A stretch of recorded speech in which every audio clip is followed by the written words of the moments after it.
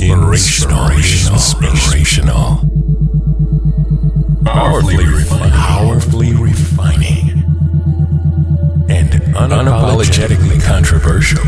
Conversations with the Royal Empress. The entire world knows the secret of who you are. Now is the time to step into your queendom and become the Royal Empress that you're meant to be. One woman at a time. Conversations with the Royal Empress. Now Akilah, she's the analytical Empress. Akilah, she's the Empress that will challenge you. Now, straighten up your crown and be elevated through conversations. Conversation with the Royal Empress.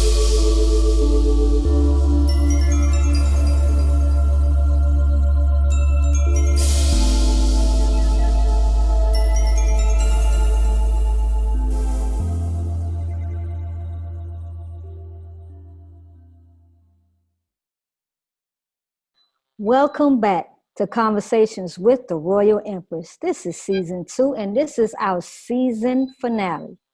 This is Dr. Hakima Muhammad, and joining me is my co-host and my sister, Akilah. Y'all know who she is, but better yet, we brought back some amazing women. You know who they are, our sisters Khetnu, Andrea, and Yaa. Y'all say hi to everybody. Hey everyone. Today's topic is Black Womanhood 2021 and beyond.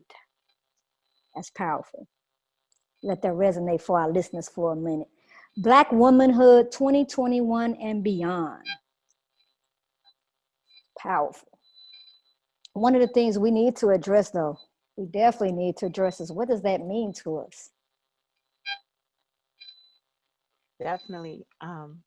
This is Andrea, and I felt that very, very strongly. Just with everything going on, whether it's people being locked in or whatever, it's just become very clear that when all of this shifts and lifts, and we figure out what is and what things are going to become, we're not supposed to enter into it the same way that we found ourselves. We're not supposed to go into 2021 the same way we walked into 2020.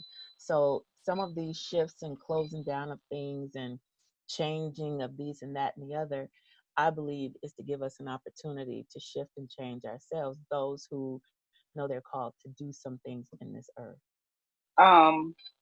Yeah, like to piggyback off of what Andrea said, is that, you know, I've heard people talk about getting back to normal, and how we were living prior to this pandemic wasn't normal. So it's time now for us as Black women to not only redefine what it is that what our Black womanness looks like for ourselves, but also to reintroduce that concept to the world, so that there is no continued misunderstanding and misalignment with that. And so going forward, we have to know what that looks like for ourselves, and define that for ourselves, and then put it into practice going forward. Awesome. So Thank you, powerful what sis. she said it wasn't. I love that. What we were living was not normal. I love that. Wait a minute.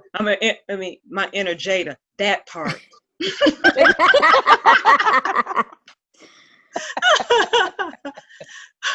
Yeah, I really want to talk about the elephant in the room. No, seriously. I was trying to set a stage, but go ahead, sis. Go ahead. Yeah, let's. You said let's go right to it, huh? Yeah, the elephant in the room.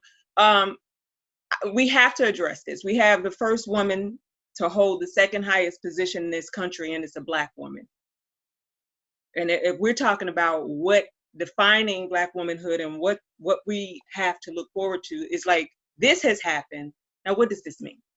Watching the news last night, and I can't remember. It was MSNBC anyway, and this was I forgot the sister's name, but she's one of the hosts of the show. And she was stating that this means it's so different now, because when that little girl thinks in her mind what she can be, the ceiling that she once has been broken. Now in her mind, I can be whatever I want to be. So for us as Black women, the chains is off. The change that the mental change that we had is off. Hell, the physical change that we had that was limiting us in this society is off. It's almost like in the scripture, just Joseph rising to be king in a nation that he was sold into. So I mean, it's scripture for me. I'm gonna be honest. I don't know. I always have mixed feelings. I try not to get emotionally attached to stuff. But I was looking at the acceptance speech, and I was like, babe. And she's like, Black women are the backbone or whatever. And I'm sitting there like, because I'm always looking for like, okay, this is one side of it. Like, what else is gonna happen? And I'm just listening. She's like, Black women, Black women. And I'm in one part of me saying, I know we've been saying that for a long time. You know, Black women, Black women. You know, that's we've been saying it, but then there's a part of me that's always like, okay, when you start acknowledging us, then what does that mean?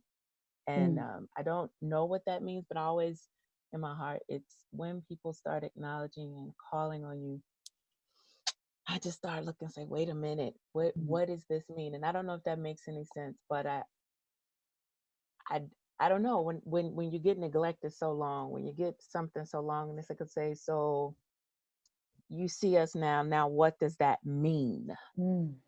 What does it mean? And that almost sounds to me something, and help me out here, Andrea, but are you saying that, does that mean now that you feel like everything is okay for us? Right, like Because yeah. You know, so all of a sudden all of Black women's problems are solved because we have this person in this particular position. And so it's like, okay, yeah, it's proof that we can break through glass ceilings, but we've been breaking through glass ceilings for the last 400 years, quite frankly. Exactly. So, you know, so what, and that's why I said, so what does it mean now? Yeah, I think in terms of young girls, it's absolutely a beautiful role model. But for those of us who are already adults and been dealing with what we've been dealing with in this society, this does not mean we get to sit back, oh, the work is over. Because guess what? Look at what she had to deal with even running, where she had to stop and say, excuse me, I'm speaking. Yeah, exactly. You know? So we don't get a cookie, and we don't get to sit back and relax and say all of a sudden all is well in Black womanhood. But that just seems like what I was hearing you say. That's kind of where it is. It's like, you know, sometimes we get pacified very easily because it's like, say, oh, they said my name. It's like the person that's been abused for so long. And so then the standard for being treated well is so low, the bar is so low, that we want it forever for people to acknowledge that we're the backbone, that we're the whatever, and we're amazing. And so we get that recognition, and now it's like, they said my name. They said my name. Is that it? No, it's not. And it's not, because the thing about it is, for me, this is Khetnu, and you know, the growing educational and cultural influence of Black women has always been the standard bearer, the standard breaker, you know what I'm saying? But we've never really been protected, you know what I'm saying? And so even though they're saying our names, we still haven't been protected, you know what I'm saying? And so now it brings forward to the forefront, like, okay, we've always been here. Like, I posted a post, like, y'all welcome. Black women been saving the day for centuries. So y'all still welcome, you know what I'm saying? But at the same time, it's like, now are y'all going to protect us, because y'all already know what we are capable of. Y'all already are benefiting from the innate Black girl magic. It just ain't something that we have to conjure. This is who we are. This is what we embody. You know what I'm saying? So So now are y'all going to finally protect us so that we can stand in that and not have to worry about being re-traumatized, dealing with microaggression, dealing with, all of these things that we have been antagonized by, you know what I'm saying? But still pulling through and carrying everybody on our shoulders to the point of our demise. You know what I'm saying? So Kamala isn't exempt. She has a little more privilege, you know what I'm saying? Because she comes from two parents who come from very intellectual backgrounds, Berkeley grads, you know what I'm saying? Like PhDs. And so her, story is a little different than the average young Black girl, but she's still a melanated woman. So that doesn't, excuse the, disrespect and all of that. But at the same time, it's like, now, are y'all going to protect us? That's my main thing. Is like, y'all already know who we are. Y'all see us. We Black women, we are here to be seen. You can't miss us. So now where's that protection going to come from? And that's my concern for her and any other of these more prolific women, is like, where's their protection? That's powerful. I think Khetnu, I don't know if it was you or Andrea saying what do we want, or what are we expecting? And it's like we were waiting to be crowned. And I think we were waiting to be crowned before the world. See, before the world, we have been put down, we've been downtrodden, we've been disrespected. That same world that we were promoted to be the worst woman has now watched us being crowned. So that whole scenario wasn't for us as Black people because we know our greatness. That was really for the rest of the world, because now, as God promised, I'm putting my woman on top of the universe, and y'all gonna bow to her. So that was a ceremony for us as Black women, because now we're about to take our rightful place. And that's just the tip of the iceberg, because there was Black women who got her there. There are a lot of people are not speaking about right now, or they're starting to speak about. She just didn't get picked out the whim, out the blue. It was some sisters that pushed for her to be, or pushed for a sister to be selected, and she happened to be one. What do you think, Yaa? When I think about the question that was on the floor about what does this mean? First of all, I don't think we can give a definitive answer as to what it means, because we are ever evolving.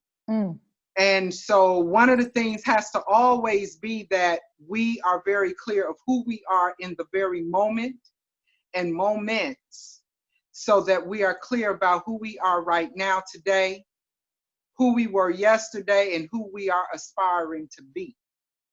So when I think about the component of our protection, that hasn't changed. If they didn't show you, that didn't change. If you didn't get the message when we had the OJ thing with the Black man, okay, and OJ was the darling until Nicole ended up dead. Then he was no longer the darling. Then there was the Barack thing, where it was, ooh, we have a Black president. And then they went with the disrespect and the trying to emasculate the Black man. And then adding insult to injury by electing the very white, patriarchal, one-sided, small-mind man who was leading that campaign to emasculate Barack. And now we have the situation with Kamala being in this position by the man who literally ran with and stomped hard with Strom Thurmond. We have to always be mindful as Black women, who's lifting us up and for what purpose. It wasn't so much that Biden thought, she's this great, great woman, which she is, but who's gonna help me push this ticket? What's gonna put me over the top? So again, it's taking our Black girl magic, or all of that we are able to conjure, and all that we bring all of that, that we are as the table, not that we bring it to the table, because we are the table. And so when I think about protection, the protection isn't there. It's there because of her role, but we also know that they are able in positions to fall back on the protection and do certain things, you know, and still leave us out there, ass out, everything. So what it does is simply this. It looks good. It feels good as a Black woman to see a sister of substance in the office. You know, we had a Michelle Obama as the first lady, and then we got a Melania Trump, the centerfold. And people had issue with a Michelle Obama and her high intellect just showing her shoulders, but had no problem with a Melania Trump showing her ass. So when I look at the protections or what have you, white patriarchy has not died. It may be on life support, but it ain't dead. So we continue as we have been doing, and that is we will continue to wage war, tribe up, protect ourselves, protect each other, continue working our intellect and our magic until the people that don't believe it die out. It's as simple as that. We're in the wilderness. We're fighting the promised land for our promised land. And a lot of times when we look at that promised land battle, it's like God promised it and what have you, but nobody talks about the 39 battles that it took to secure the promised land. You know, we are in the promised land, and we are now doing battle number 1 to secure it. We got 38 more battles to go. Welcome, Tanita. Hey, hey, hey. Hey, what's up, sis? Hey. All right. There is. That's our sister Tanita. Girl, what's up? What's up? So There's something else that's going on here too. As we're saying, this is a Black woman holding this position, and all we're hearing a catchphrase: woman of color, people of color. And I've been guilty of even saying people of color myself, right? But then when we say that, are we actually diminishing Black womanhood by securing ourselves in this box where we're just saying people of color? That's powerful. You know, Black is a powerful word, and a white man ain't gonna say Black, because that's too much power. So to say color is I believe it does diminish the true power of Black, because Black is the origin of the universe. So of course, if he call us Black, he's connecting us to the universe. He ain't gonna do that. He's gonna try to deceive us as long as he can. You know, that's one of the things. This is Andrea. That's one of the things that stood out to me the most, because I mean, I'm a wonderful person, but I'm very cautious about listening to what people are saying. And I was really amazed in her speech. She would call out others, but she kept saying a Black woman, and then she would call out this, and then she would come back and what's really so and so is a Black woman, and then she would call out the rest of them, and that stood out to me. It did. I was thinking about it. I mean, I was sitting there, I said, "Hey, come look at this," and I'm like going back. I'm like, "Come check this out." What you know now, and what I say about that is, you know, even piggybacking off of what y'all was saying, and you know, and what even Khetnu said about the Black girl magic and what we're doing with all of that. There's a part of me that always looks to the unseen and what's not being seen and talked about. And I'm gonna try to get these words out right the way they are in my head. It's like I listen to even like, yeah, the applause. Now they might have been applauding because Black women's votes are consistent and they do a certain thing and everything else. But the thing that I heard in the spirit realm was What the spirit realm tell you, sis? activate yourself, Black woman. activate yourself. You know, we sit up and we can get caught up because somebody called our name and somebody clapped and they acknowledged.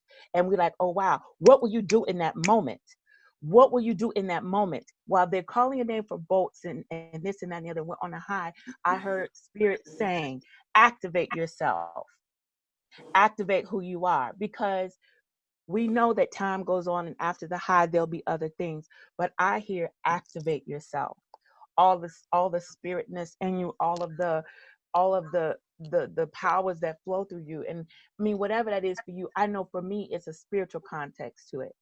But I hear activate yourself. So when they come off the cloud and the first person says, okay, why are we only talking about Black women? When that starts, because that's what happens next. We've seen this happen. So when that happens, will you still be sitting back, they call my name, or will you be activated? To me, I heard you call me. I didn't come to play. I'm here. Thank you. Yes, you called for me. I came. Yes. Yes. I believe that I believe a humbling has happened, because I can see a change. I was listening to that, what you were saying as well, Andrea, and what I distinctly got from that moment was the overall moment were two things. One, that Kamala in particular, I mean, because if we want to really keep it real, a lot of Black, especially sisters, Black folks, especially here in California, Muggs wasn't supporting her in presidency when she first stepped to the plate. We were like, whoa, hold on. But we got some shit with you. Excuse me. That's all right. That's all right. you know, and it wasn't like, it wasn't like we have ish with other folks, but we were like, listen, your track record, the way your track record, we got mixed signals here. You done forgot who all kinds of things happening. But we are also a community who will beat you down, slap you up, kick you behind, and then build you back up and say, all right, now we done got that straight. Exactly. Let's come on and get the business. And so I believe there was something happened in the mix when Kamala was running for the presidency. Not just that, her ancestors, and if you know her mother was an activist. If you know anything about her mother, she was an activist, and she was no joke.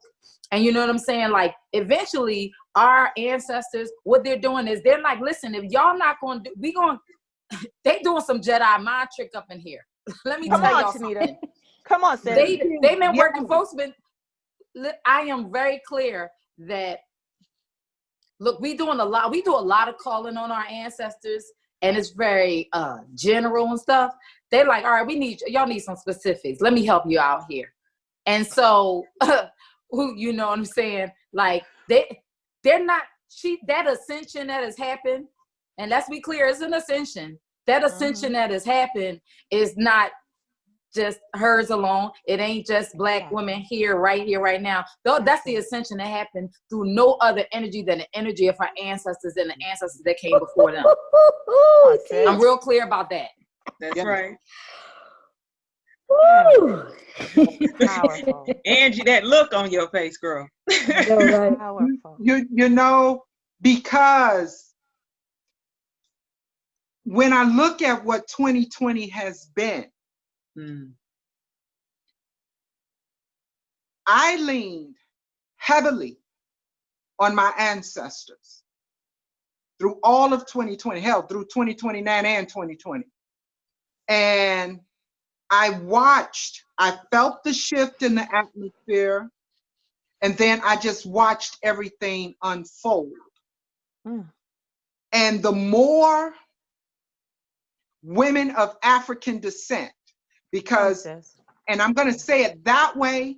That's right. Because when we say women of color, that is, in my mind, the public's way of trying to take away our Africanity. Yes. Say it again, Yaa. Okay? And so we all know that those of us of African descent come in all colors. That's right. In that every color, I'm going to say it again, every color walking, including these little wonderful little white patriarchal people, they all come from our mitochondrial DNA. Well done. If we didn't have it, they wouldn't be walking. And that's as simple as that. So when I look at women of African descent in this time and in this moment, I know it is the ancestral mothers. Now, the world can be in denial. They've been in denial for a long time. That's their issue. That is not ours. The call to us as the daughters of the first mothers, the call to us is one, remember who you are. That's Two, it. be who you be no matter where you be. Might not be great English, but you know what I'm talking about. Walk your truth. And be damned if they're uncomfortable with it. Because white patriarchy has not given a damn about who was uncomfortable under their reign. Speak. And if you are not clear about that orange thing in the White House right now that's getting ready to be evicted, who's getting ready to feel the full brunt of being a nigger in America. Hey, my Come God. on. Come on. Teach. One, he caught COVID. The shit that he didn't give a damn that nobody else caught. He caught it. Two, he's getting ready to lose his job. You're fired. Three, he getting ready to be evicted. They moving a truck up in that piece and they gonna kick his ass out of there whether he wants to leave or not. So he's getting ready to feel what it's like to be a nigger in this country. So Listen. I'm not going to go with the banana in the tailpipe of women of color, people of color. I am of African descent. And we come with kinky curly hair, we come with straight hair, we come with hair in the middle. We come in all hues and complexions. We come with high intellect in the middle ground, and some of us, we ain't got there yet, but we getting there. You do not get to diminish that. I will not diminish Kamala and her accomplishment, because as Tanita said, her ancestors are raising and calling just like all of our ancestors are. Oh, shit. We're not going to define it in this moment. We're going to enjoy it. We're going to bathe and bask in it, and we're going to feel it. And then as we progress through it, we will give definition in each moment when we are presented to give definition. But Well, the thing is, the when key we- word is activation. Is exactly what Dre was saying. The key word is, look, we've been called. This is the beauty. Here's the beautiful part, and I know folks don't want to. I'm gonna say this, and this gonna be the unpopular. That's all right. Going to be unpopular, girl. You know what the Trump era My did God. bring about was it called this code that that overt, you know, racism that, you know what I'm saying, the covert racism is what it really called out. And not that only did it call it out for white folks, it called out our white supremacy consciousness that we've been conditioned to as for ourselves. So a lot of us, and I'm saying us, a lot of us, I know it was an awakening in us, because, you know, we've been so conditioned to use our armor. Our armor was very important. Our armor with our speech, you know, like, you know, our armor with our code switching, when we're here, because y'all know, you know, we got the one conversation for us, and the one conversation for them. And we still need to have those, because, you know, you can't show all your cards. But anyway, let me get back to what I was saying was, you know what I'm saying? That this is what has happened, needed to happen. Yeah. It needed to happen. It's a Jesus Christ, you know, moment. You know what I'm saying? We keep having these, you know, we're going to keep having these, you know, when they keep saying the Messiah return, we're going to keep having these returns until we, you know, because every time there's a generation of her sleeping, then we got to wake, or conditioning, we got to go to another level. And so that's the beautiful part about it, is now we up, and because they got us up in arms. And then also we got sick and tired, and there's a different level of it, you know, like we are recognizing that part of the resistance and part of the protest is us having joy. Right? Because before there was a judgment on that, you know, if you was too joyous and you was having too much fun, you wasn't about the movement. And so now we are honoring Black joy, Black art, Black consciousness in a less judgmental way. We're saying, yeah, go ahead and sleep. There's a rest ministry. I mean, come on. There's sleep nap ministry, whatever it's called, right? Go sleep. Right? You see what I'm saying? The movement has a different texture to it right now. Yes. And if when we honor the texture of this movement, we got to keep honoring the texture of this movement, because the texture of this movement says work. Oh, you need, okay, go eat. Go take a nap. Okay, charge yourself back up and then get back to work. Versus I'm worn out, tired, and I ain't got no more energy left in me. And so, you know, folks done withered away and we ain't got no more fight left. Amen. Khetnu? I mean, I too have been guilty of the people of color thing, not to diminish our Africanness, but being politically correct for corporate you know, things and things of that nature. However, how I present myself and represent myself is unapologetically Black in that way. So I agree with everything that everyone has said going forward. And I have made a conscious decision to limit my use of that term when it comes specifically addressing Africanness and Blackness as I know it and how I walk in it.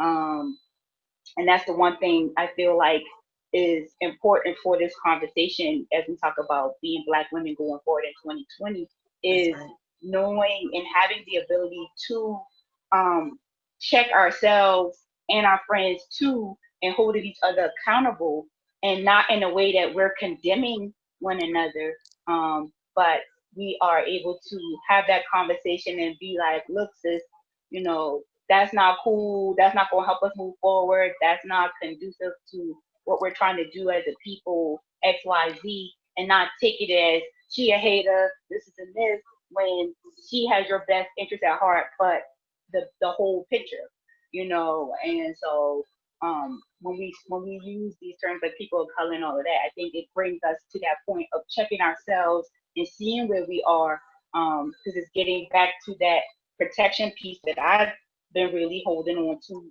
is that's how we insulate and protect ourselves so that we don't have to look outside of ourselves for that protection, because it's already there, you know what I'm saying? And so when we're not, you know, censoring ourselves and all that great stuff and watering ourselves down so that we can fit in, and so we don't step on toes, and so we don't feel like, you know, we can't show up in all the greatness that we are, and that's what it is, so that we can call up and speak out for ourselves unapologetically, and it doesn't have to be rude per se, but it's in a way that to let you know, like, enough is enough, and this is what we need to do, and this is how I show up, and this is what I got.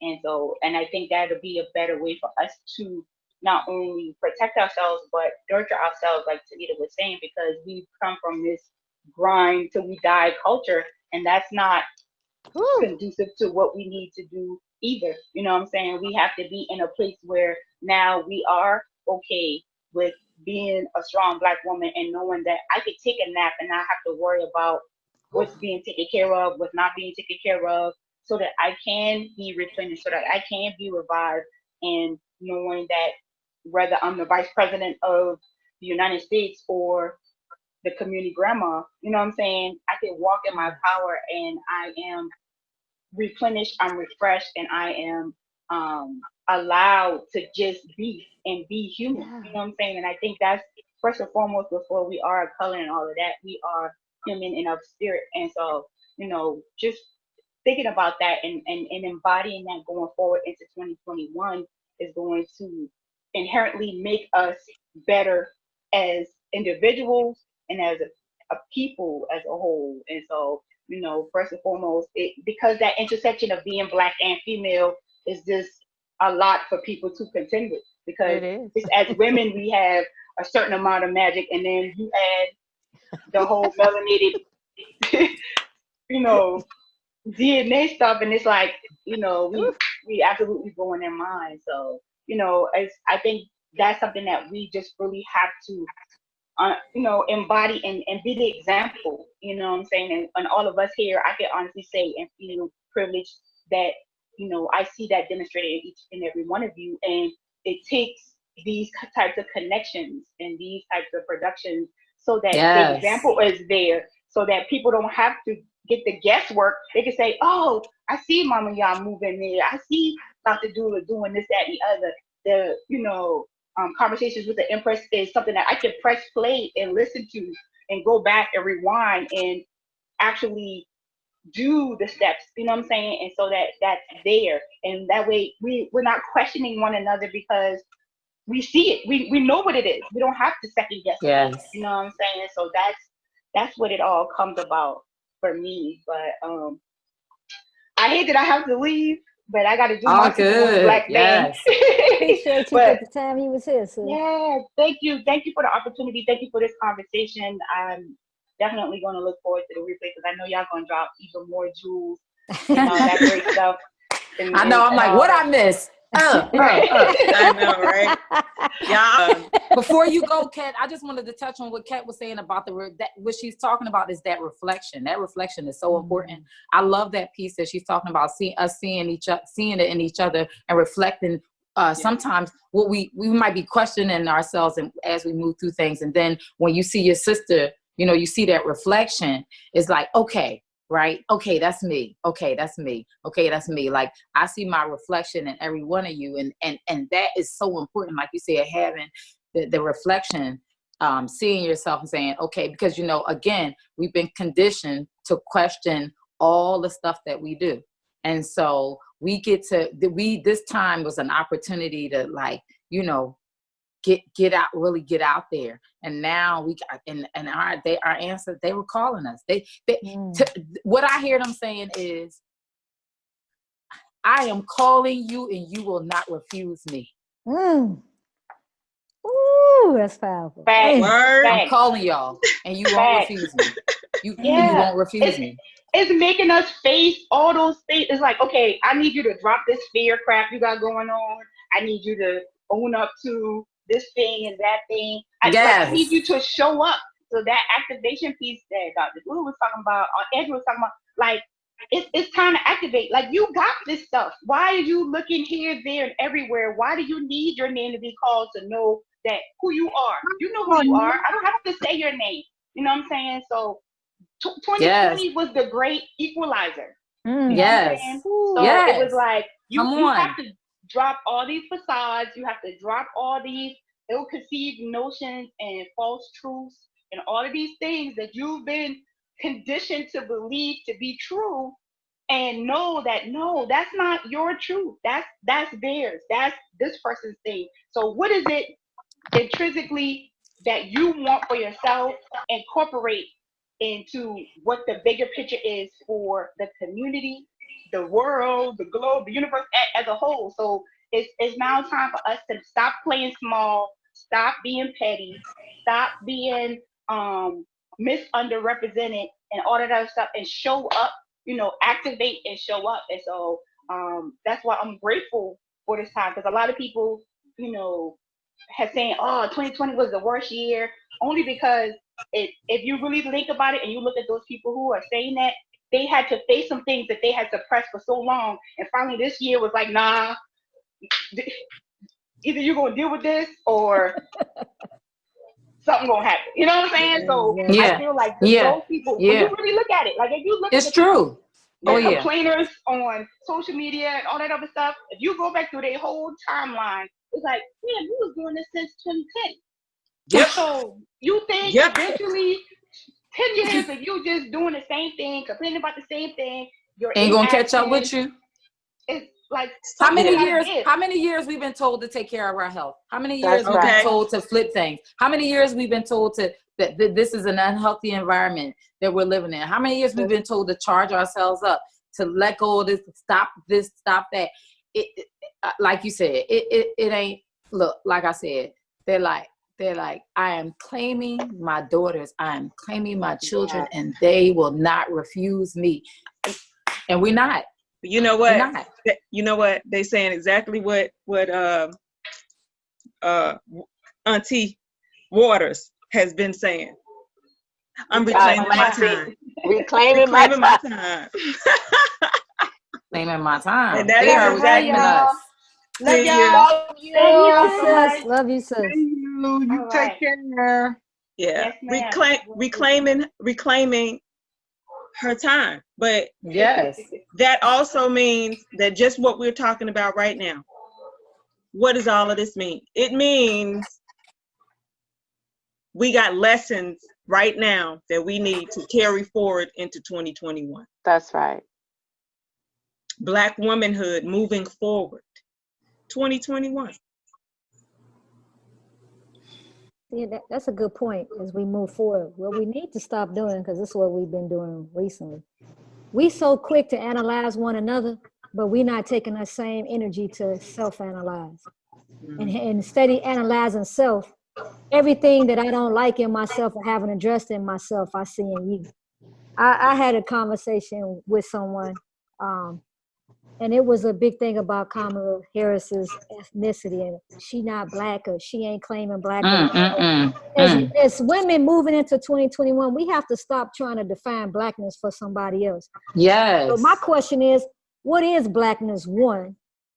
Second, how can a people who don't have their own name, don't have their own religion, don't even know their own God, gonna question somebody else? How you gonna question me and your name is European, your lifestyle European, your diet European, everything about you is European, but you're gonna question my blackness? We got to get out of that, because truly what we should be questioning our own blackness, not somebody else's. So what blackness mean for you may not mean that. So we need, as we move into 2021, we need to stop this over-analysis of others and do some over-analysis of ourselves, because we're so quick to want to tell somebody what they not, but you can't define in me what you're not and what you are. Work on yourself in 2021. And the one about, especially the color line, let me just tell y'all, because y'all know my house, we all different shades. It's from the light, I got the lightest of the lightest, the darkest of the darkest.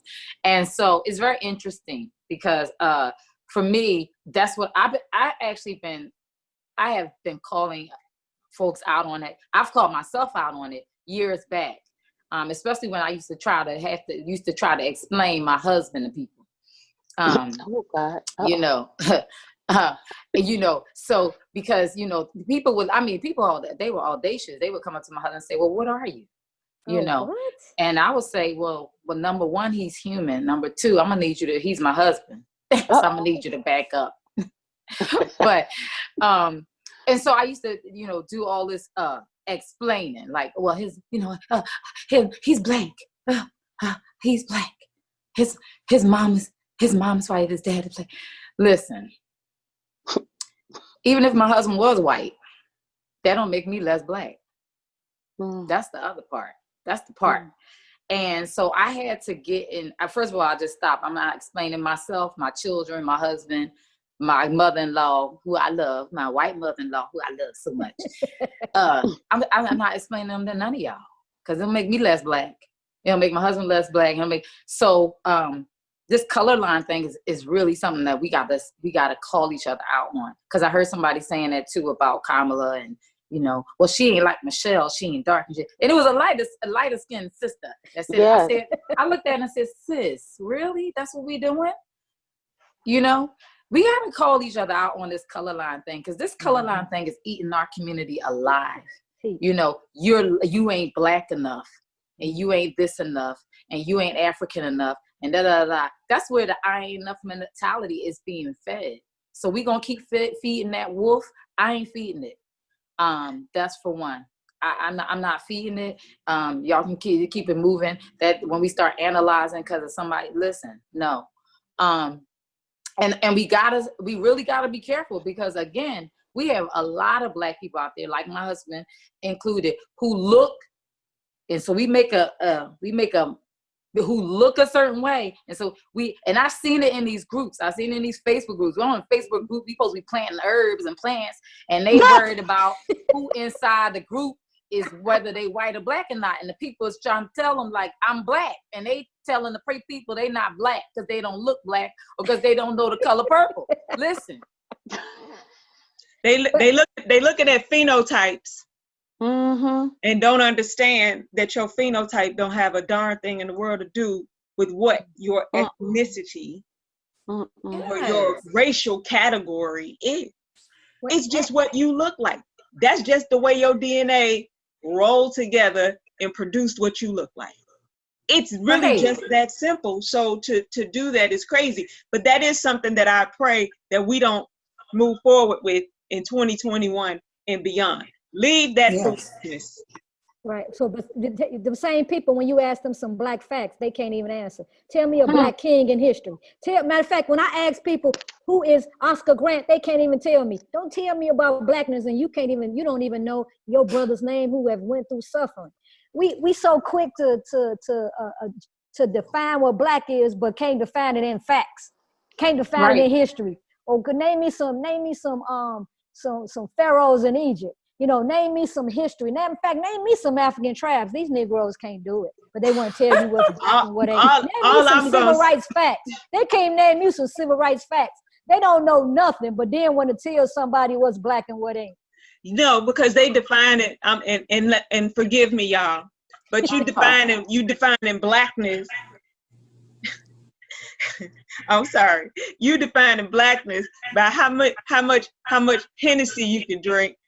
And how much fried chicken you cooking? How much twerking? Yes, I'm going there.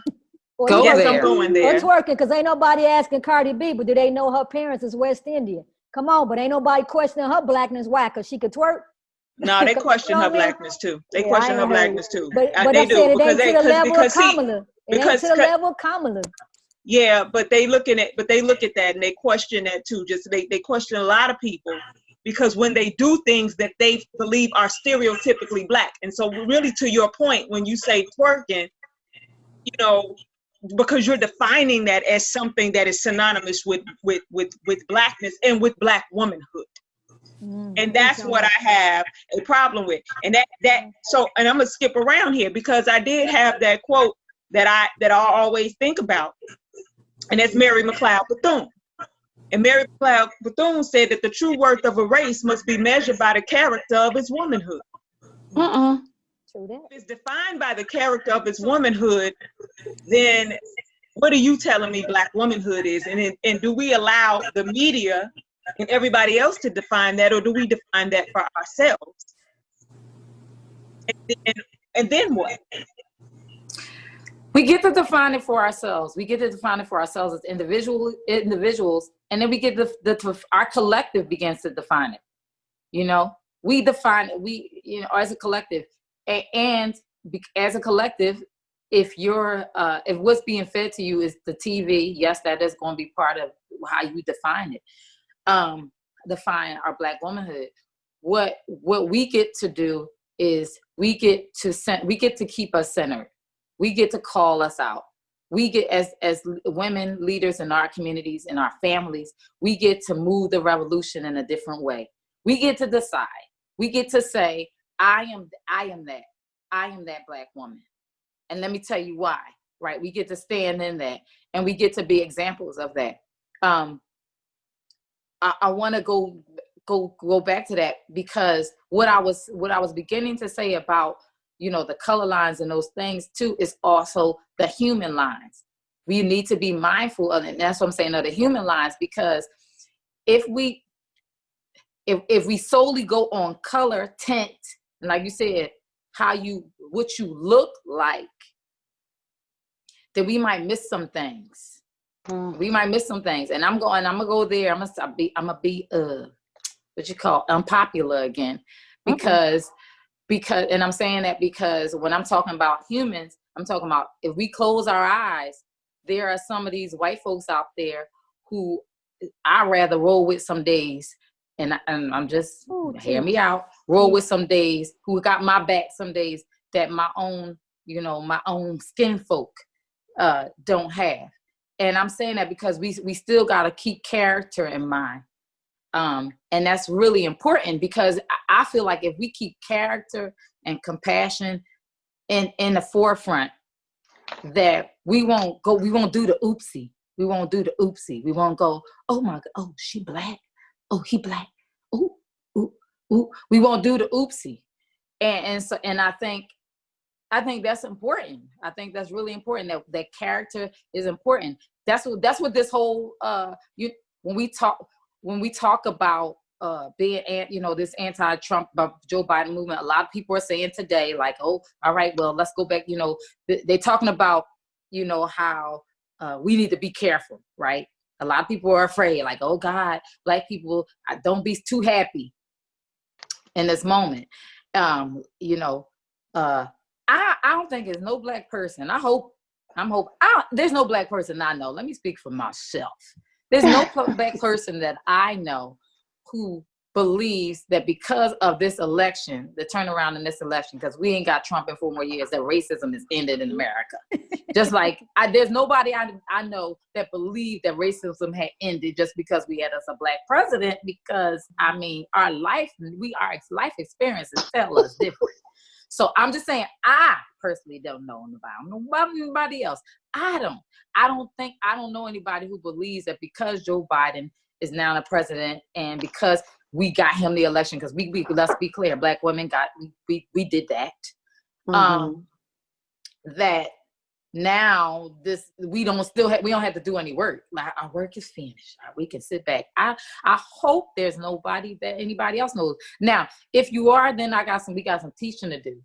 Yes, we got some teaching to do, because maybe there is that person out there.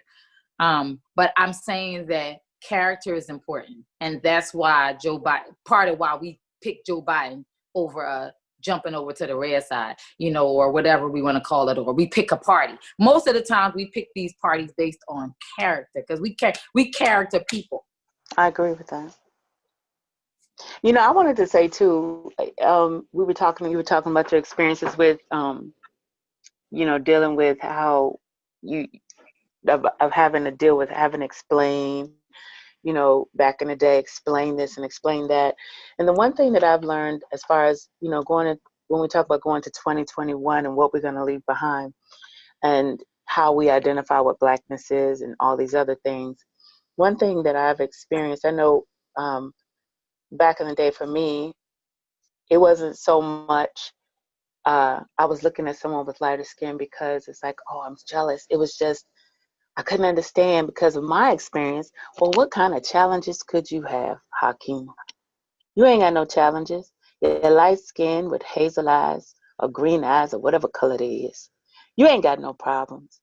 And for me, because I had my own oppression in this country, I looked at the other person who seemed to have it better, and I was like, they can't get it. And I remember when I really started dealing with like women in birth and stuff like that. Here I have all these sons.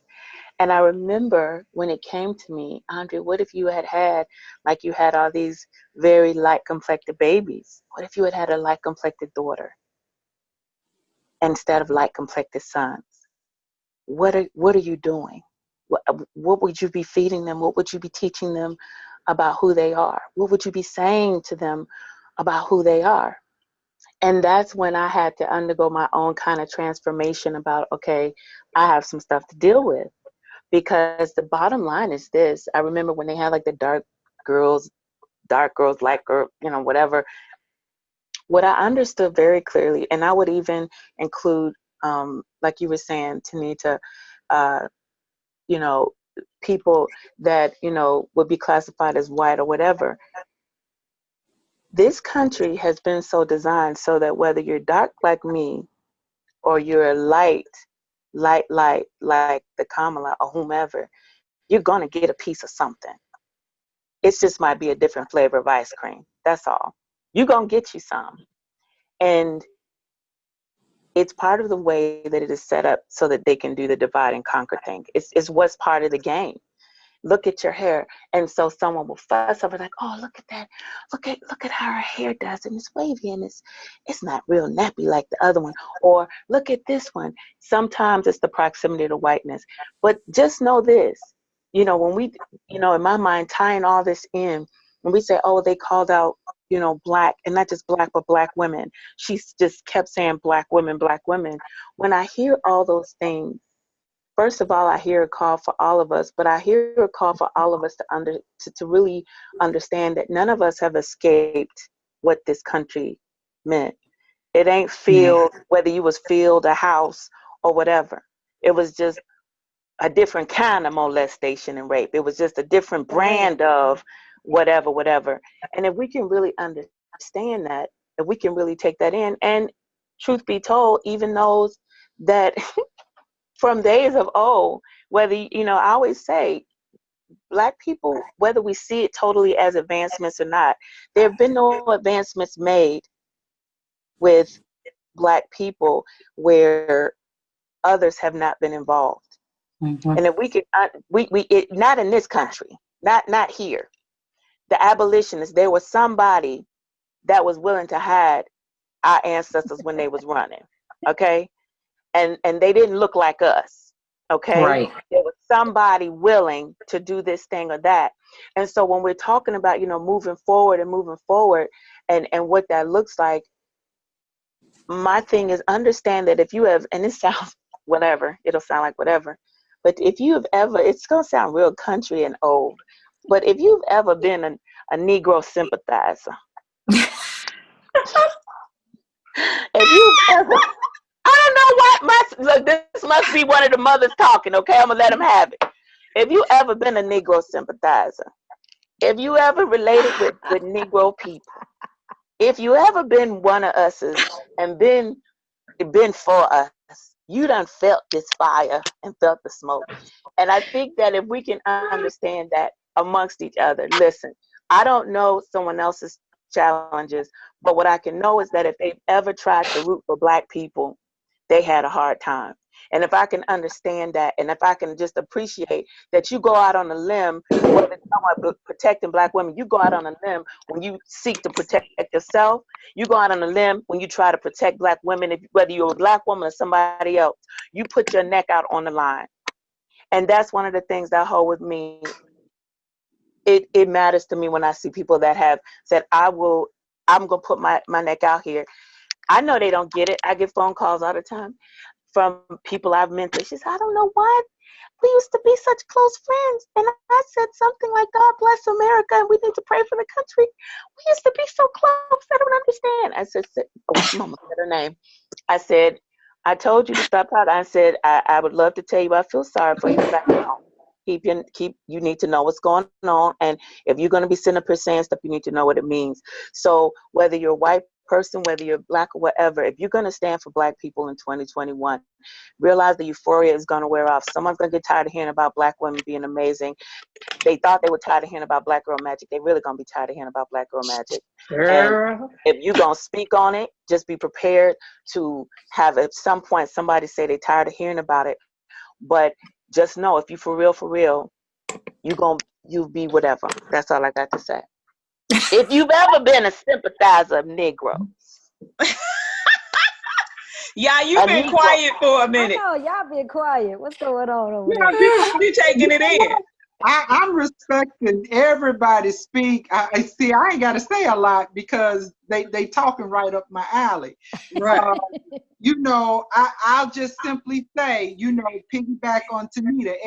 What the old folks used to say in my circles: everybody that's your skin folk ain't your kin folk. And we need to be clear about that as we're moving forward. If I'm looking at what I'm taking into 2021, first of all, I think Khetnu said it early on about folks talking about this normalcy thing, getting back to normal. It ought never be a back to normal mentality to begin with. Moving from one year to the next, from one day to the next, from 1 hour to the next. We ought not have this normalcy thing. Normal by whose definition? Child, say it again. Assuming that we have a collective normal. No, we don't. Not being of African descent, being the children of those who were trafficked, the first human trafficking incident of the world took place with people that look like us. And so what is this so-called normalcy that we trying to get back to? You know, no, what it is 2020 taught you a lot of things. We ain't even got enough time to go through all those things it taught us. But let me shoot my shot. 1, 2020 taught us that we're a lot more creative than we thought we were. And when it came down to time to trying to figure out how to make this thing work in a pandemic, hell, we as Africans born in America, we've been living in a pandemic since they brought our people here. Ooh, teach. They weren't allowing our people to seek out medical help for nothing. And if we didn't have the herbalists or the so-called witch doctors that they want to call us and what have you, we'd all be wiped out. We know how to live in a pandemic. It's these other people who don't know how to do this. And so what is this normalcy thing that we keep talking about? Now, again, when we talk about skin folk and kinfolk, let's remember when we had the uprising. See, ain't none of this new. This is my thing. Why ain't nobody going back and looking at the history? We keep repeating this stuff because don't nobody know where they come from. Know your history.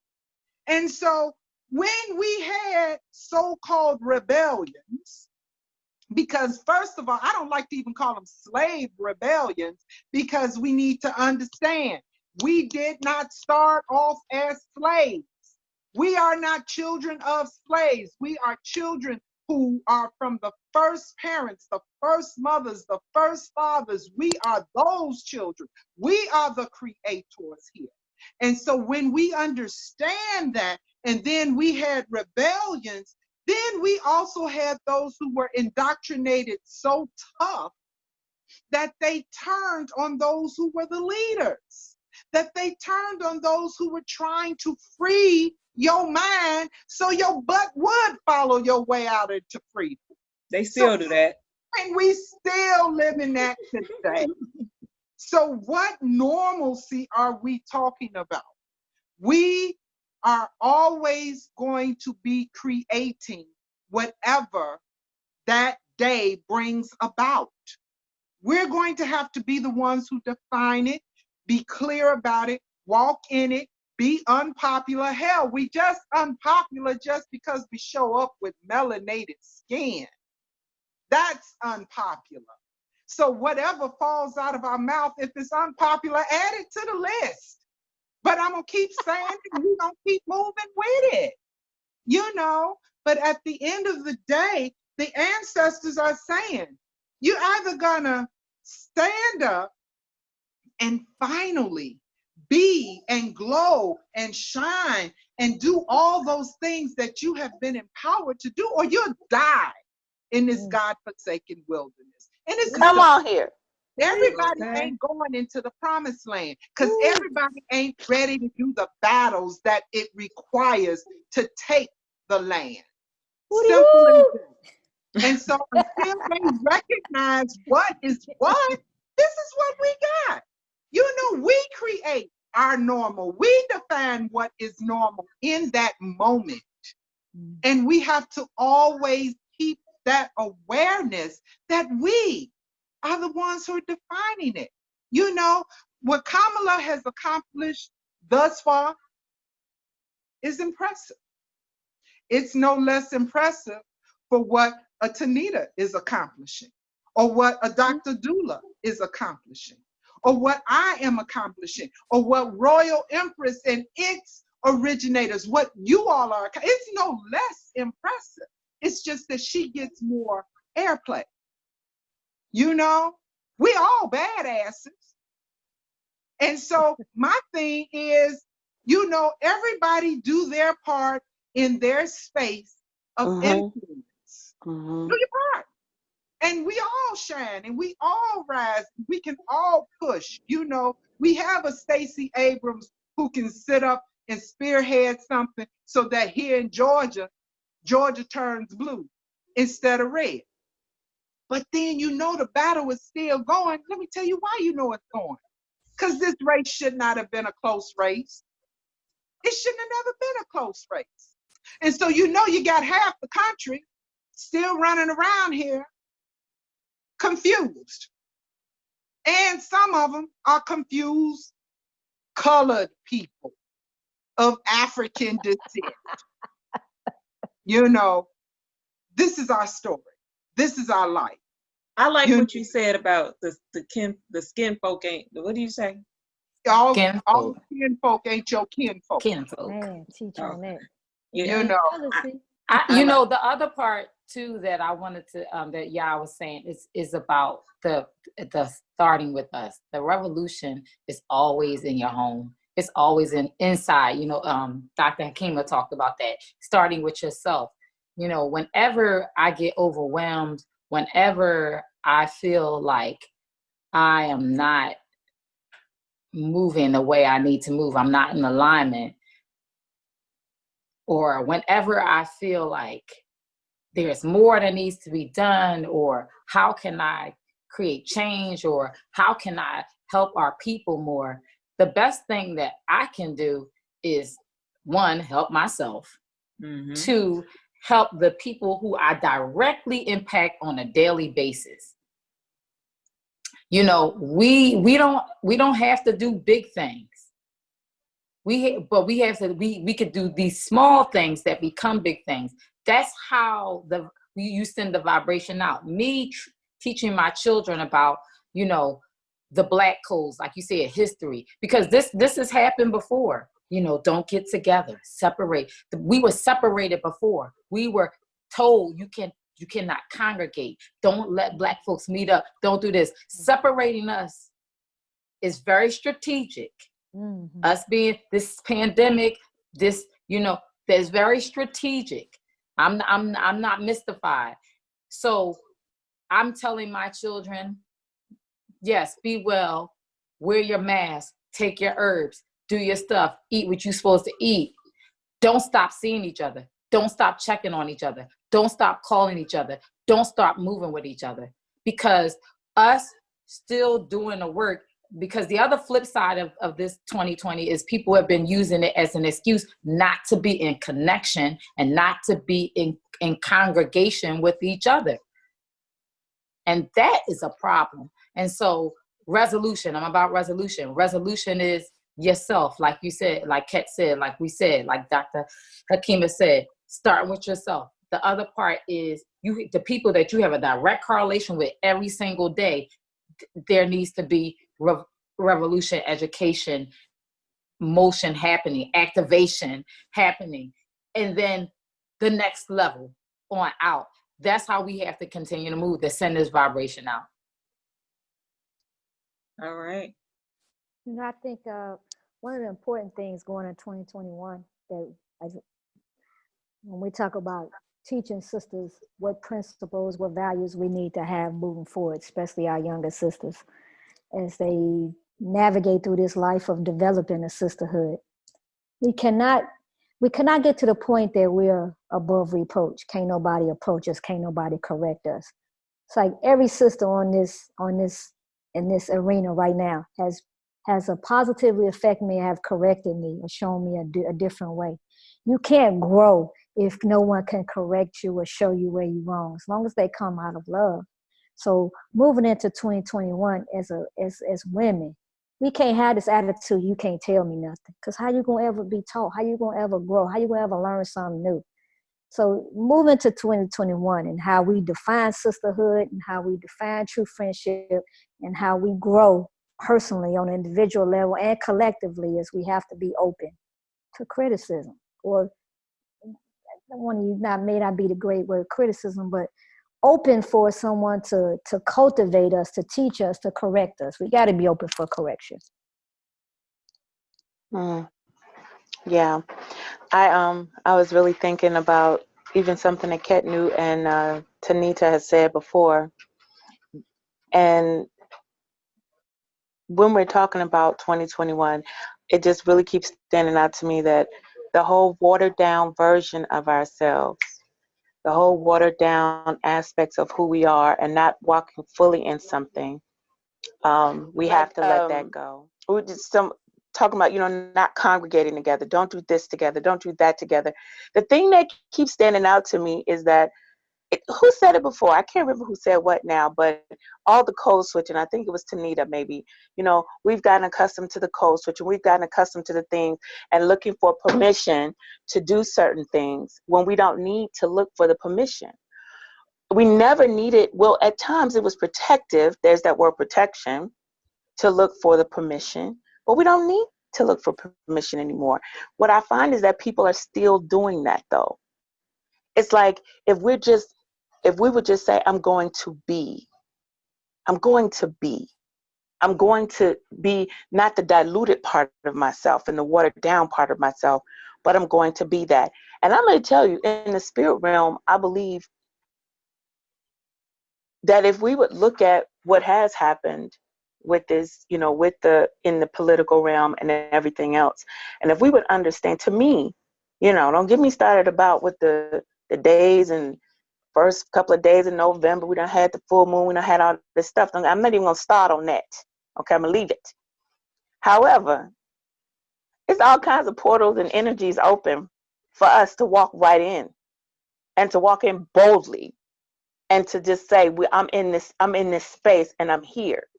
But if we're not in tune and if we're not focused in and if we're not doing that, then we can get so lax, just like, wow, and get stuck in that, pandemic energy of I'm just sitting back and I'm waiting. No.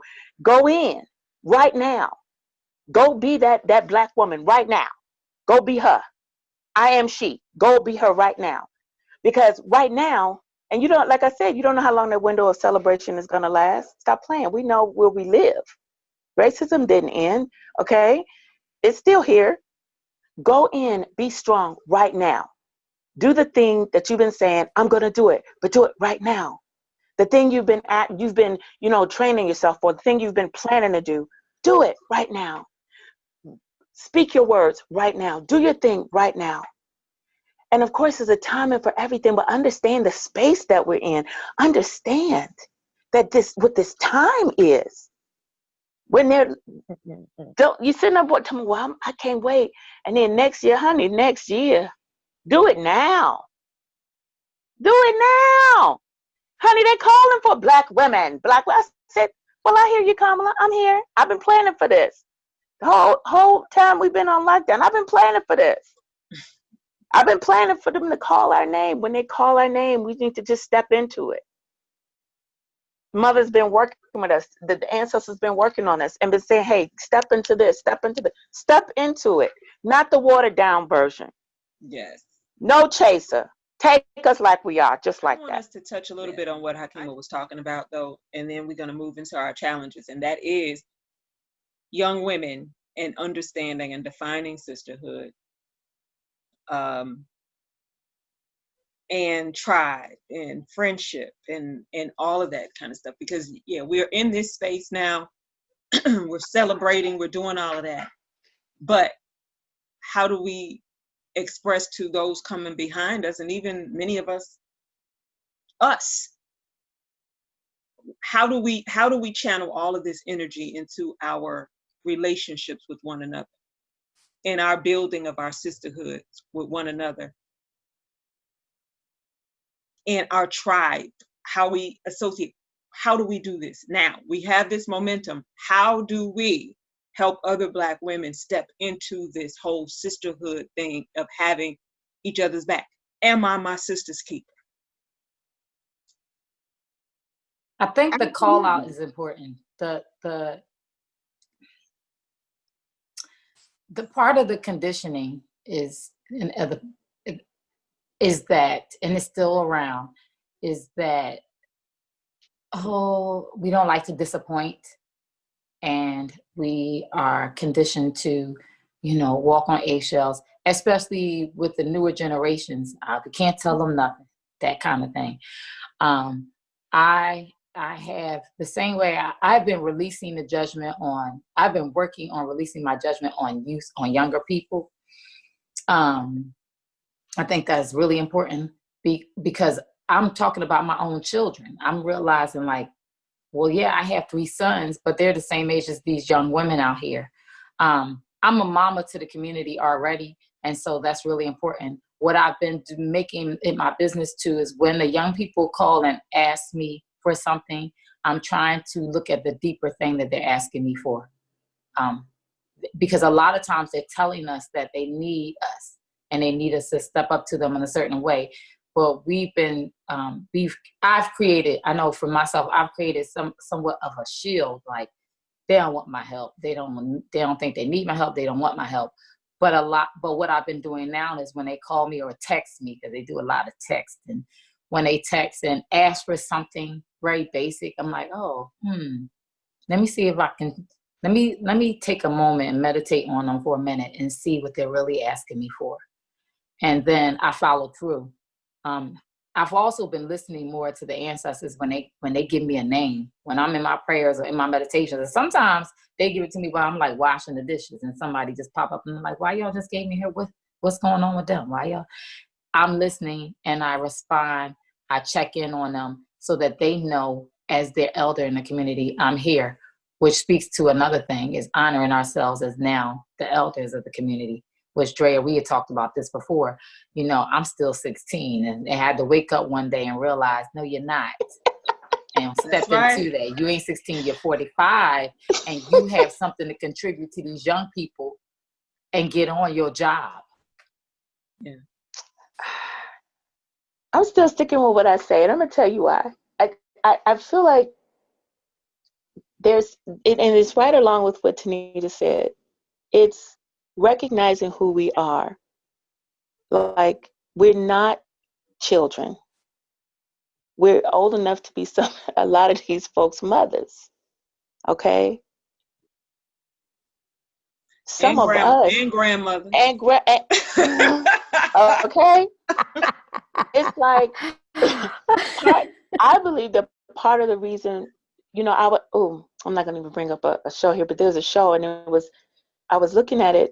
There was a younger generation, a young woman, and then there was the parents. What I saw in the dynamic was we've been cultured and conditioned to deal with all of this foolishness in a certain way. Okay? And I don't think that some of the young people respect our way of doing some things. Okay? Now, I'm not saying it's good, bad, or the other. I am saying that this time that we're in is calling for us as these young elders to stand up and really move forward. That doesn't mean that anybody on this call hasn't done it. You understand? That's not what I'm saying. But I am saying generationally, those who are looking at us that are saying, I'm old enough to be, she's old enough to be my whomever. They are looking at us and saying, okay, what is it? Let me look for somebody that I can follow. Let me look that part, I know we're talking about like tribe and that, peer thing, but some of them are looking for like, who can I look up to? And I think that, I guess the easiest way I can say it is the generations of us who've had to deal with this very covert racism that Tanita talked about, that we always said was here, but they looked at us and it was like, no, it's not. No, it's not. Look at you, have all these opportunities. You went to school in the 80s and 90s, whatever. You have all these opportunities. You're not from the civil rights era. What are you talking about? What are you talking about? We've had to navigate this in a different way. And I believe that it's time for us. There's some ways that we've purported to be, whether we call it watered down, whether we call it the code switching and this and that. When I say activating and getting bold, I believe that those younger women will see us when they see our fierceness. And they will say, her. And I say that because of the women that contact me, there was a certain speaking thing I did. I have done plenty of stuff and put it on YouTube, but the thing that they say is, I saw you speaking to a group of white women and you said all these things, and the way you spoke in front of them, I was hoping so much you would respond to me. They want to see our fierceness. They want to know that we aren't, you know, like that hashtag that was like, I'm not my ancestors, whatever. I throw hands. Remember back in a few years ago, it's like I'm not my don't step. I'm not like my ancestors. They want to believe that we are women. I won't say who will throw hands, but you know, they want to believe that we are fierce. And I believe that there's a part of that we need to activate. We need to activate that part. And not everybody, and we know Yaa, when she get ready to talk right now, we know she's been activated. But I'm saying, I'm specifically talking about me, because even in that speaking thing that I'm talking about, I was talking to Yaa at the time, and I remember her saying, oh my God, you did something you've never done. I've not always been one willing to activate, because I was conditioned very well in my matriculations through these Western institutions and such. But the fierceness of it, I believe the young women need to see it. That's what I want to say. I get that. I'm just sitting here laughing because I'm like, I don't know. I've been a hell raiser for a long time. So, You have, with your booze yourself. Yes, you have. Well, I'm gonna say I'm tired. I'm sitting on the older spectrum. Hello. And I've been out here on this battlefield for a long time. And so I'm tired. And so, you know, I'm cut from the cloth of I can show you better than I can tell you now. You know, so I'm all into leading by example. And so when I hear Dre say that, you know, they're looking, we have young people amongst us now who listen with their eyes. That's it. They don't listen with their ears. They listen with their eyes. That's it. And so when we can be and stop our dumbing down and our lessening of our shine, because we have been indoctrinated in a society that will attack when you glow too bright. In a week, I'll be 59. It ain't a dang on thing I'm going to lessen that glow. That glow done got so bright, everybody need a couple of pairs of shades. Say it, Gail. At this point. But that's how you show tribe. The women that come from me and ask me, they're like, how do I get a tribe like yours? First of all, I ain't even look for half the people that's in my tribe. Let me just say that. I ain't look for half. They just all kind of fell out. And I think what it was, what attracted each of us to one another, it was each other's shine. Yes! I could see, and it was the show you better than I can tell you. You know, that's what brought all of everybody in my tribe together. Y'all a part of it. Tell me if I'm wrong. You know, absolutely. It's the work. It's the work. It's the work. Yeah, you see the work. You meet a lot of people that talk, and it's really important. That's really important because the do is important. For me, it was the do, it was the work, but it was also the compassion that came along with it. Because I know a lot of doers. I know a lot of women who do. I don't exactly want to be in their tribe because they're the way they do things. Right. It's a little dogmatic and it lacks a little compassion, because sometimes when we get on our, this badass boss goddess kind of thing, we can have, that's a whole nother talk show. I feel that too, sis. I agree with you about that. When we get on that, when we lack compassion, I think that's important that,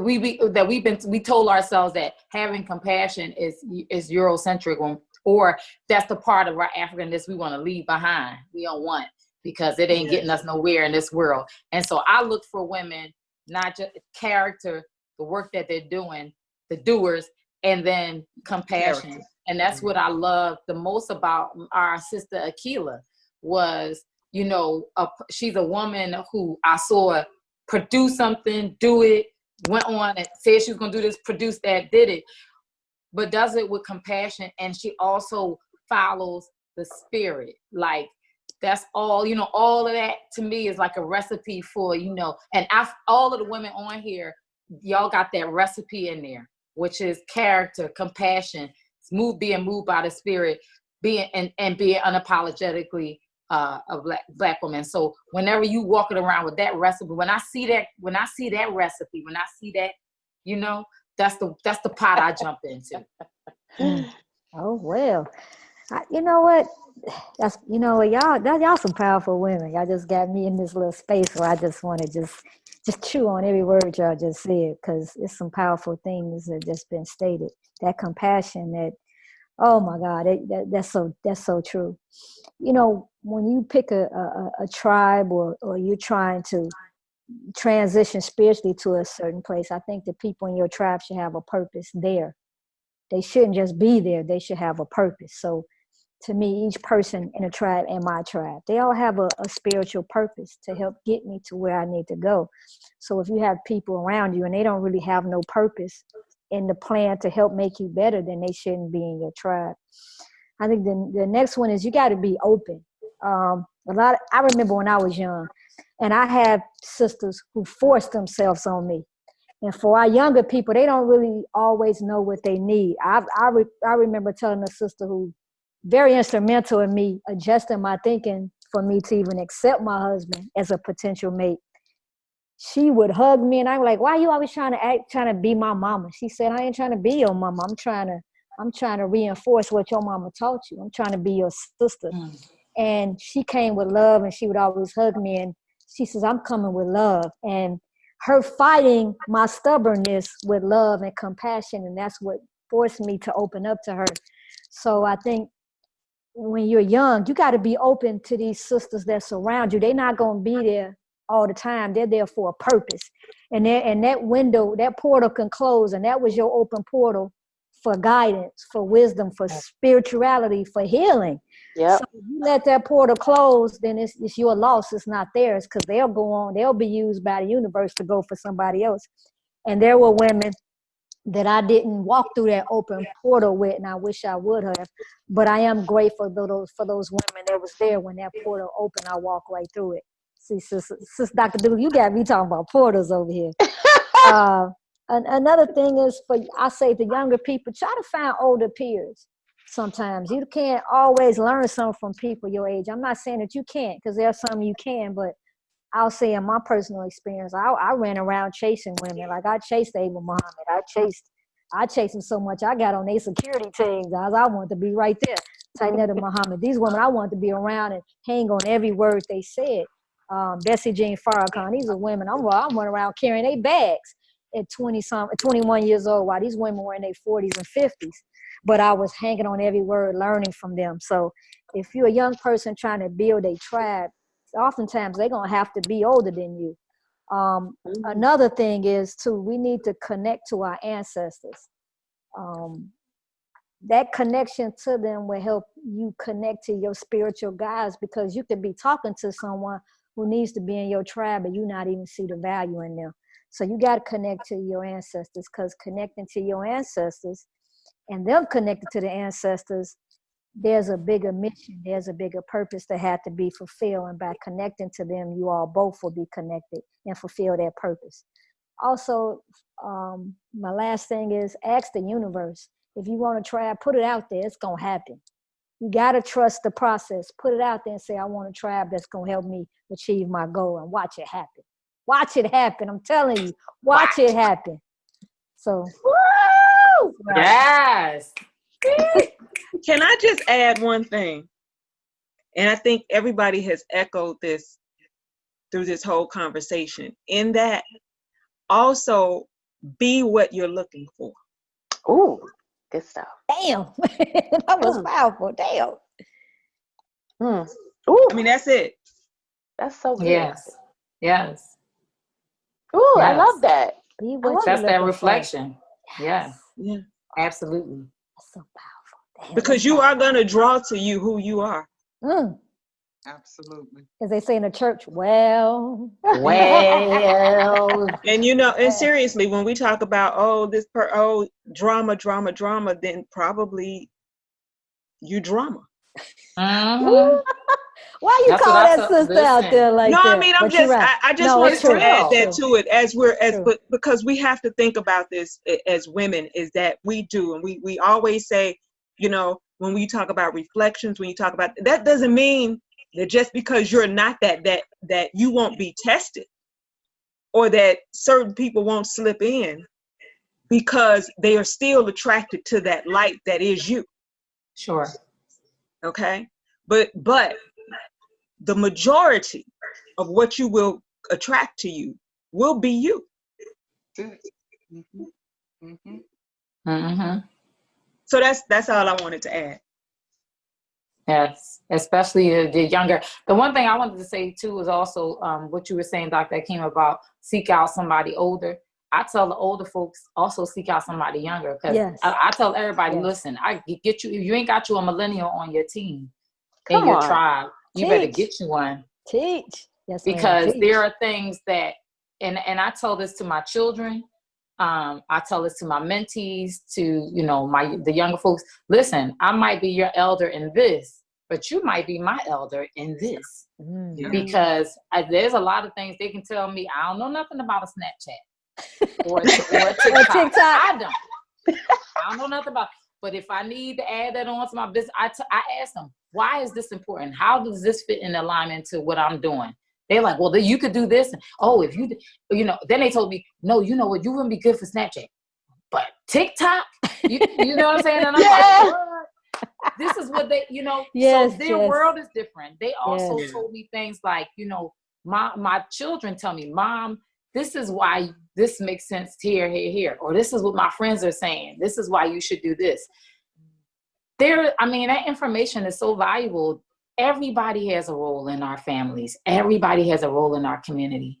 Everybody is valuable in our community. That's why we have to keep ourselves open and alignment with that compassion. And what our ancestors said, if they're saying it, we should be saying it. If our ancestors are saying, I'm coming to claim you, and you will not refuse me, we should be claiming our children and they won't refuse us. Yes. Yes. Yes. They won't refuse us. So anybody else, y'all final thoughts? Yeah, I just love what Tanita was saying before about the compassion part. And when she said it, it stuck out to me so much. You know, because sometimes, you know, depending on our walks, we're all different. We all end up with our own experiences. But being a person of compassion, that and a young elder of compassion, one that they can run to, is a huge thing in this time. And so when it comes, and even what you were just saying about, you know, having a younger person with you, and having an older person with us, it's like when, what is it? You know, like the Paul and the Barnabas and the Timothy, you know, isn't that what it is? Paul It's like and Silas.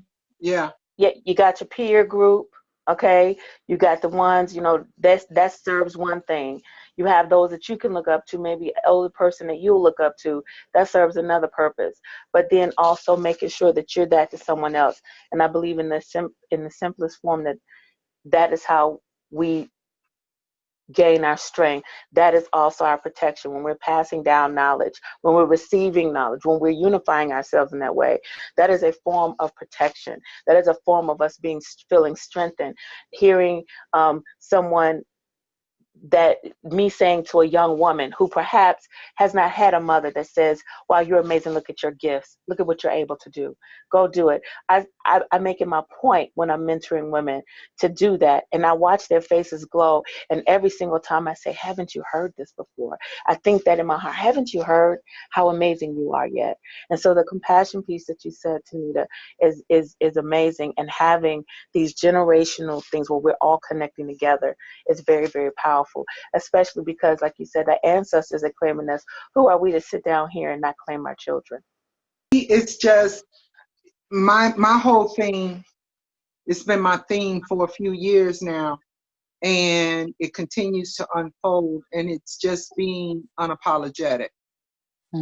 We live in a society that continually teaches us to dumb down and apologize for who we are, for what we believe, for what we feel, for what we think, for how we express it, for how we dress it. Be you, and be you unapologetically. Everybody isn't going to like it. You're not going to be everybody's flavor. It's okay. If who we currently have as the president of this country hasn't shown you that it's okay to not be everybody's flavor and be unapologetic in who you are, I don't know who else could have taught that lesson better. Wow. Wow. Wow. Did not care that folks didn't have a taste for him. He was who he was. It didn't matter that you didn't like how he presented it. He presented it anyway. And he brought nothing but chaos to the table. My God. He attracted who he was in that situation of how he governed this country. Ew. Hold on, give me a minute to scream or something, because you're saying stuff, girl. And oh come my on. God, if you don't say this thing today, if you don't speak this thing today, girl, you preaching. You preaching on this good Sunday morning.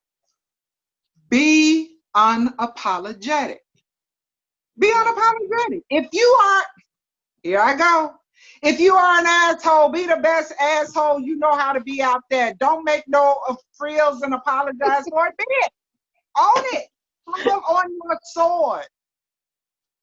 But if you are compassionate, if you have empathy, if you are a teacher, a listener, a lover, a giver, don't let them make you feel like you're something wrong or you're less than because you're that. Because guess what? The world needs that too. You are valuable. We need the Donald Trumps as much as we don't want to admit it. And then we need a Kamala Harris. And then we need a Michelle Obama. And then we need a you. Come on. Whatever you are, we need that. And so all I'm saying is be unapologetic for who you are. You get freer. You start attracting. You start transitioning. You start morphing and transmuting. And the more you do that, the more you attract. So as you grow and you change, guess what? You start attracting different energy to you. But you can't get to that good until you walk that process of becoming. So just be your truth. Fall on your sword. Be unapologetic. And let those lessons along the way bring you to your good. They will adjust your character. Can y'all hear me screaming over here? What? Can y'all hear me screaming? Can you hear me Listen. screaming? Yeah, good. I can't wait to hear this playback, baby. Is this mic on? Is this mic on? Can they hear me screaming? Did she say it? That good. Yes. Oh my God, y'all are crazy. Okay, so this is a finale, y'all. This is definitely a finale. This is a finale. All right. You attracted this for your finale by questions and what the topics were going to be. You attracted that. So again, it's just a reciprocal universe giving you what you threw out. That's a true that's the true meaning. Let the circle be unbroken. Yes. That circle went right, round, Rob's baby. This is amazing. Seriously, I needed to hear I'm that. sorry. Tanita, What? you know what we not doing on this show? Well, we ain't throwing rocks and ham hocks. You know what? Oh my goodness. Oh my goodness. Lord. Have mercy. Have mercy. Over here. All right. Y'all have spoken powerful words. This was very much ordained. Just y'all sisters have spoken amazing words that have really strengthened my heart and my resolve and have spoken to me. And I want to say thank you for that. Oh, thank you. Thank you all. This is my tribe. This is part of my tribe. I claim all of y'all. Right. And I'm just grateful y'all claim me. Because I know who go out there sometimes. You know, but y'all just come on out to see it all. Somebody, she out there playing in the sand dunes again. Somebody go get y'all. You know, and because y'all don't leave a girl out there in traffic, and you all what sisterhood really is, you know. Just a challenge. These are the last challenges of the season. Oh my God, and I got a long list. Thanks to my sisters, Yaa, Tanita, Khetnu, Andrea, aka Dr. Doula. Thank you so much, and Akilah. So number one, who are we and who are we aspiring to be? Ask yourself that. Who are you and who are you aspiring to be? That's the question you need to be asking yourself while you're moving into 2021. By the end of 2021, you should know who you are aspiring to be. Number two, who is pushing you? What force? What's motivating you? In 2021, you need to be determining what force that is. Who is it? If it ain't you, it should be the good Lord. And if it ain't him, you need to stop that force from motivating you and pushing you and find you a stronger and a more righteous force. Number three, activate yourself. Activate. Dr. Doula, thank you so much for that word, activation. Activate. Activate yourself. Yeah, I know all these people walking around talking about they healers. Heal yourself. Activate the healer in you. Activate the healer in you. Just go find some sisters to help you activate that, Dr. Doula. All right. Number four, remember who you are. Be who you are and walk your truth. That's what y'all said. So we're going to do that. Remember who you are. Matter of fact, study who you are. Who are you? Go back to the womb. My minister told us to go back to the womb and learn how you got here.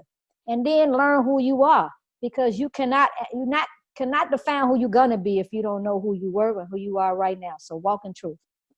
Number five, call out the misinformed person of our community. These people walking around still talking about skin tone. Shut it down. Shut it down. We need to get out of that. These people still walking around trying to empower stereotypes. Shut it down. But do it out of love, though. Because when we correct one another, we do it out of love. Number six, focus on character. In 2021, focus on your character and focus on the character of those around you. We need to improve our character because it's bad right now, y'all. Number seven, do your part and influence those who are in your inner circle, that are in your circumference. Influence them. Do something to empower them. If people are not positively impacted by your presence, then you don't need to be there. You don't need to be present. Number eight, just say Ashe. Be and it is. And it's going to happen. That's what Dr. Doula says. She said, be and it is. Just say it. It's going to happen. So Ashe, sisters. Be and it is. And lastly, shout out to y'all. Be unapologetically you. Don't apologize for being you. Be you. And don't be afraid to be you. Find you a circle that encourages you to be you, that help nurtures and cultivate you. If you can't be in your circle and you got to be a clone, find you another circle. those are my challenges for today. It was long, but these are some good challenges because you won't see us for a little bit because this is the end of the season.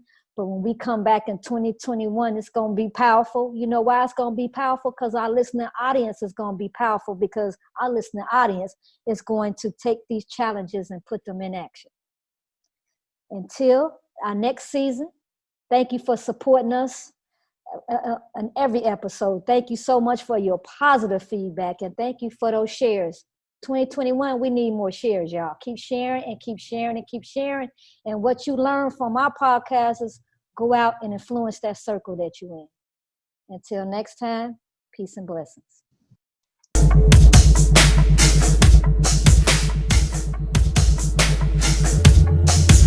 Thanks for listening to another episode of Conversations with the Royal Empress. Tune in next week for another enlightening conversation. For more information on the Royal Empress, please visit the website royalempress.org. You can also follow the Royal Empress on Facebook, Instagram, and Twitter. Conversations with the Royal Empress is a subsidiary of the Royal Empress organization. All rights reserved.